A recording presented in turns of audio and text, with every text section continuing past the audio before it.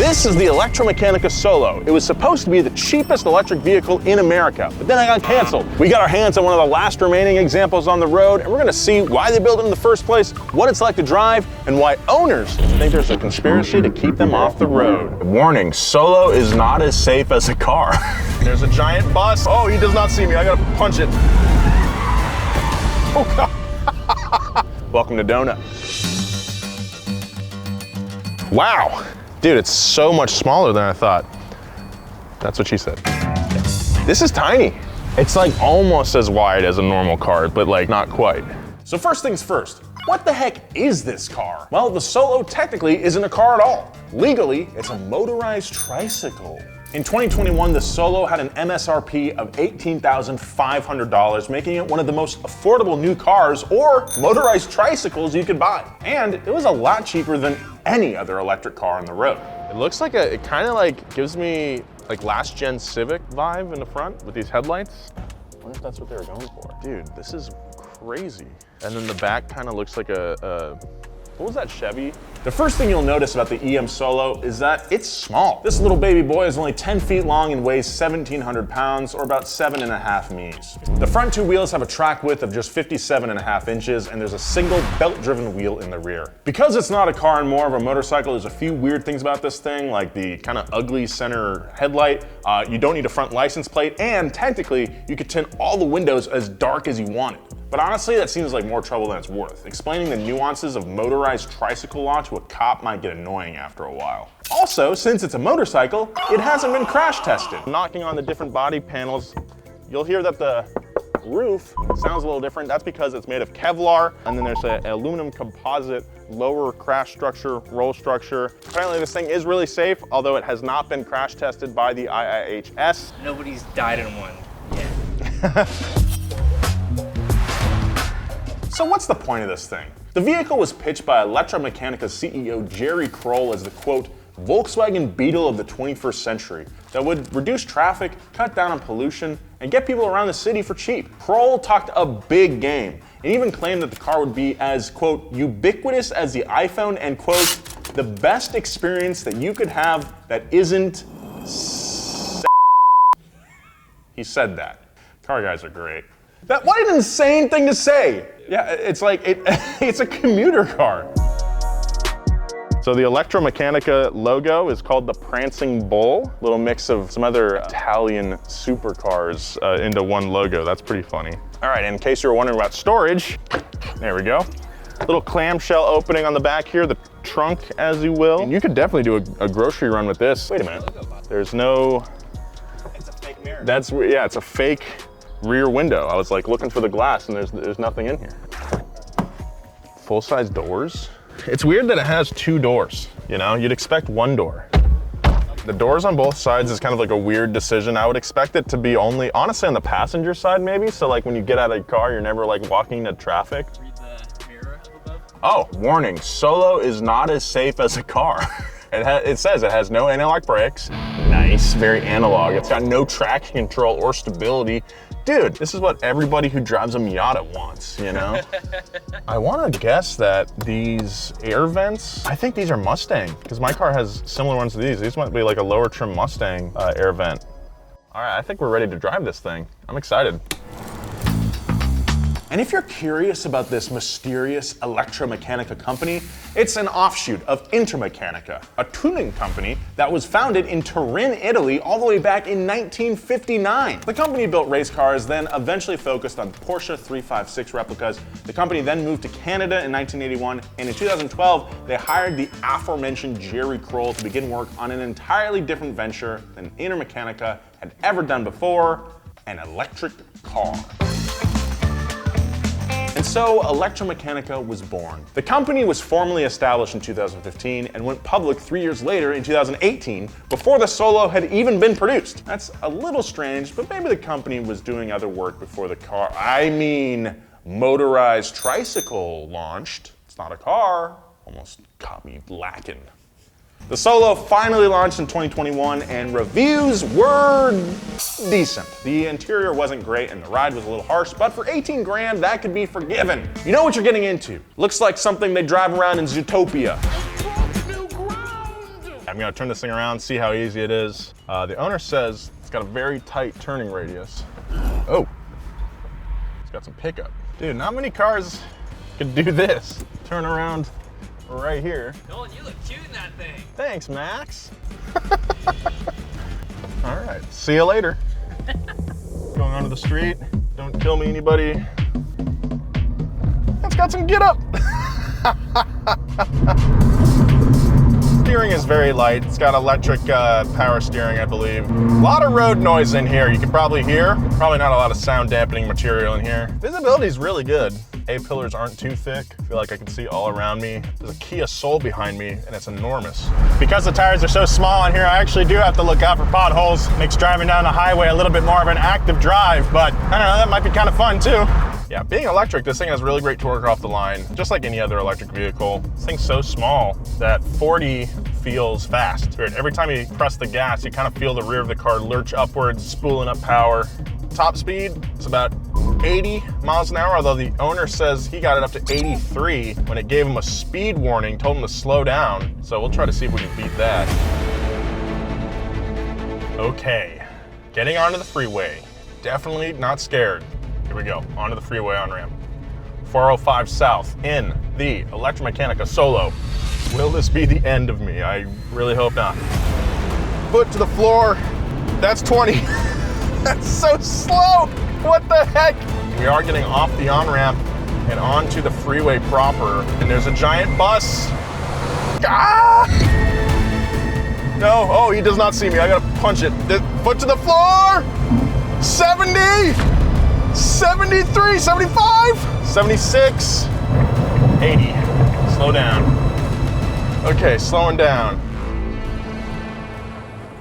Part of the reason for the lackluster reviews was the power. The 17.3 kilowatt battery pack and electric motor had an output of 56 horsepower and 103 foot-pounds of torque. The single motor in the back, I've been told, is from an electrical fan, which is good for a 0 to 60 figure of, well, there's actually a few different figures. At first, ElectraMeccanica said it was 12 seconds, then journalists found out it's actually 10 seconds, and then owners found out it's actually around 8 seconds. So you're gonna get between 9 to 11 seconds 0 to 60, depending on who's driving and how heavy the driver is. You know, a lighter driver is probably gonna have a different experience. That is kind of the problem with super cheap stuff, low power economy cars, is that they don't make enough power to have a ton of fun with them, you know? Kind of makes the case that motorcycles are a little better, because even a low-powered motorcycle is still a hell of a lot of fun. At a surface level, the Solo seems like a good idea for some people in certain lifestyles, like Rafi, the owner of this car, who let us borrow it for the day. So why hasn't the three-wheeler become as ubiquitous as the iPhone? Well, I'll explain.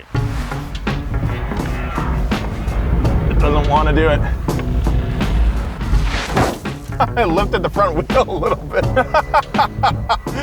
That's so weird. I'm like afraid of de-beating the tire on the back when it gets on the grip, so I don't know. A big part of this pitch for this car is that its small size would help ease traffic. With a smaller footprint, that means more cars taking up less space. Oh, but look how skinny that is. These are what, 135s, dude. 135 70 R15. Dude, have you ever seen a tire as skinny as that? Can't even buy those tires. The only problem with that is that to change traffic patterns, you need to sell a lot of cars. And it turns out the market for tiny, affordable three-wheelers is smaller than ElectraMeccanica thought. Yeah, dude. That's as best as that's gonna get. Did that look cool? I can feel it stepping out. My heart's pounding.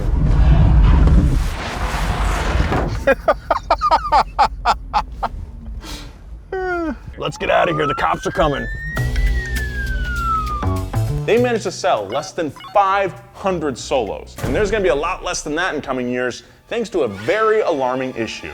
For reasons that are still unclear, Solo drivers can suddenly lose power while driving, immobilizing the car. You could be on the freeway, you could be in the middle of an intersection, or just stranded in the grocery store parking lot without warning. This is generally seen as a vibe killer. So in February of this year, ElectraMeccanica issued a recall for the Solo to address these issues. But it gets worse. EM themselves said that they were unable to determine the root cause of this issue. So in March, production of the motorized tricycle ceased entirely, with a total total of 429 sold and 800 more vehicles waiting to find a customer. The next month, EM told owners to stop driving their vehicles and announced a buyback of all the Solos.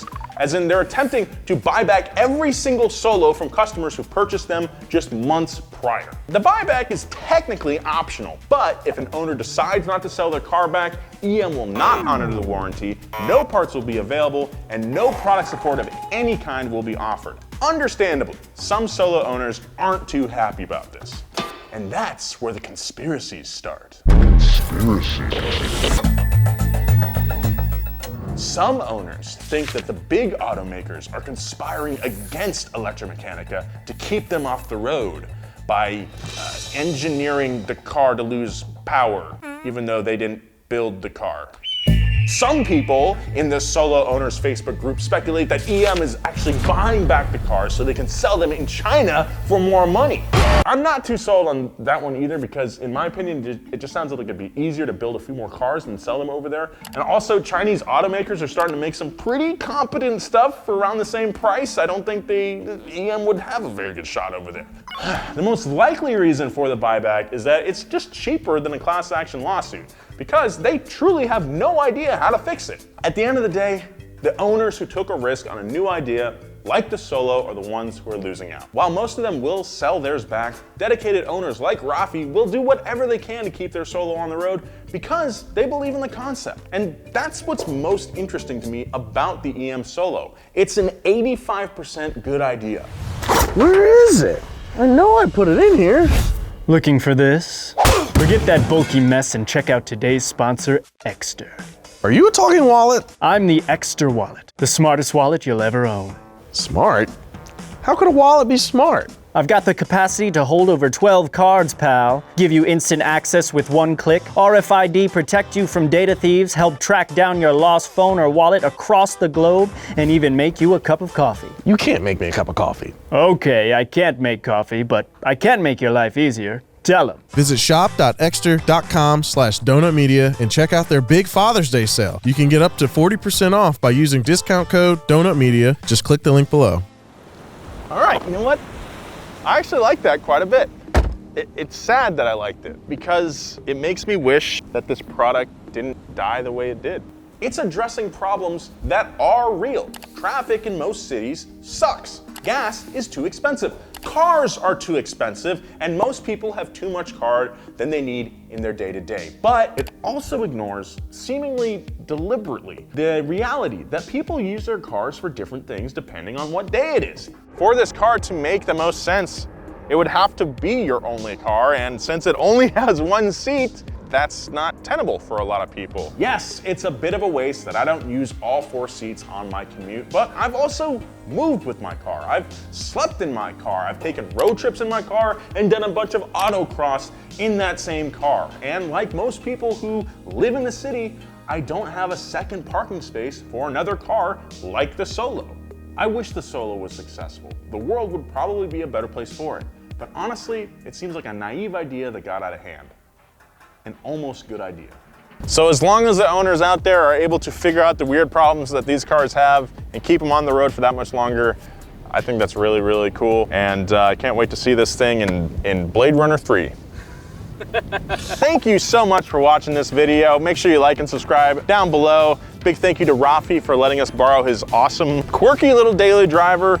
Check out his Instagram down below. He has a Honda Element /DJ booth that he drives out to festivals. It's really awesome. If you like 3-wheeled vehicles, we got one on the way about the Reliant Robin, the most famous 3-wheeler of all time. You've seen it on Top Gear. We're gonna talk about that little stunt they did. They faked it. So make sure you hit subscribe so you don't miss that video. We'll see you next time. Goodbye.